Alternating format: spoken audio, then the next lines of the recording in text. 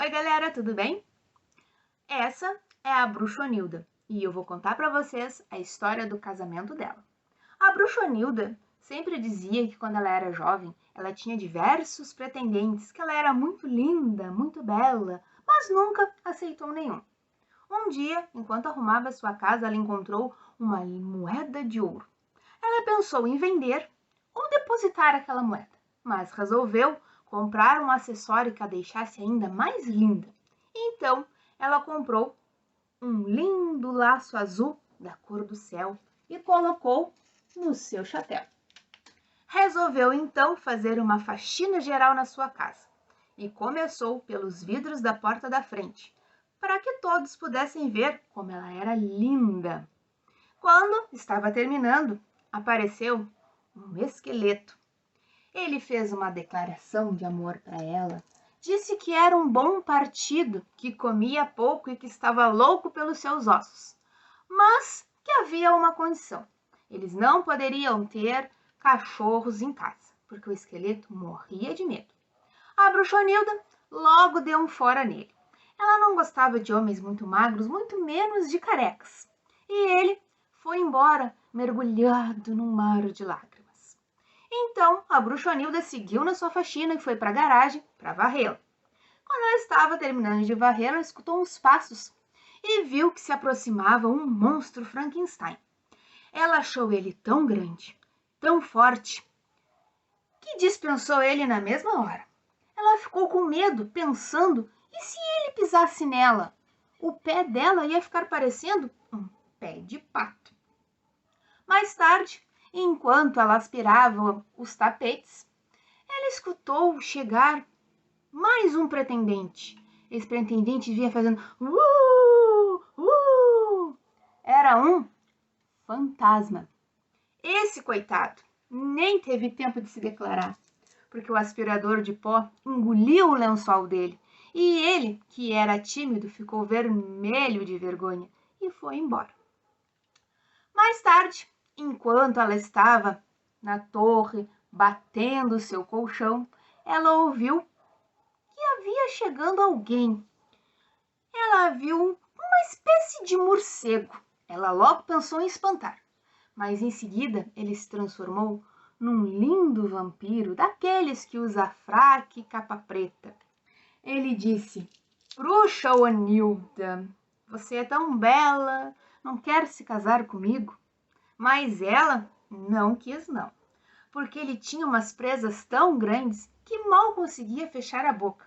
E quando falava, parecia um chuveiro. Ele prontamente voltou a ser morcego e foi embora, triste. Mas fazer o que, né? Ela não queria. Então, quando ela estava tirando as teias de aranha da sua torre, escutou alguns passos e viu que vinha se aproximando um rapaz todo enfaixado. Era a múmia. Ele fez uma declaração de amor para ela ali mesmo. Ela disse que iria pensar, mas óbvio que ela dispensou ele. Ela ficou pensando. Um cara todo enfaixado parecia ser um daqueles rapazes que vivia enrolado. A múmia, coitada, voltou para o seu sarcófago para curtir lentamente a sua tristeza. Mais tarde, quando ela estava no jardim varrendo as folhas secas, apareceu sobre as árvores iluminadas pela luz do luar um lobisomem. Ele declarou-se para ela, queria se casar com ela, mas ela dispensou ele. Vocês sabem por quê? Porque o lobisomem só aparece em noite de lua cheia e eles iriam se ver apenas uma vez por mês. Ele foi embora uivando e tão rápido que não deu nem tempo para a Bruxonilda fazer um cafuné na cabeça dele e indicar uma loção para as pulgas que era uma maravilha. Então, quando ela já estava estendendo as roupas lavadas no varal, ela escutou um assobio de um... Ela não sabia de onde vinha, quando ela viu que vinha vindo um belo rapaz com uma flor na mão. Admirado, encantado com a sua beleza, tão admirado que queria se casar com ela no outro dia mesmo. Era o bruxo Pedro Pedrusco. Ela, obviamente que aceitou, era um bruxo e ela era uma bruxa. Então, no outro dia mesmo, eles se casaram. Passaram a manhã enviando os convites para os amigos. A cerimônia foi emocionante e depois eles foram comemorar com um almoço caprichado no pico da montanha mais alta e mais difícil de se chegar. Quando todos já tinham acabado de almoçar, chegou o momento da champanhe. Pedro Pedrusco disse que iria fazer um discurso após o brinde. Ele encheu as taças, mas quando deu o primeiro gole na sua taça, ele começou a ficar pequeno, até desaparecer. Procuraram por tudo e nada. Teve quem dissesse que ele sumiu para não pagar a conta. Mas o que aconteceu mesmo é que Pedro Pedrusco já tinha bebido vinho e estava um pouco tonto.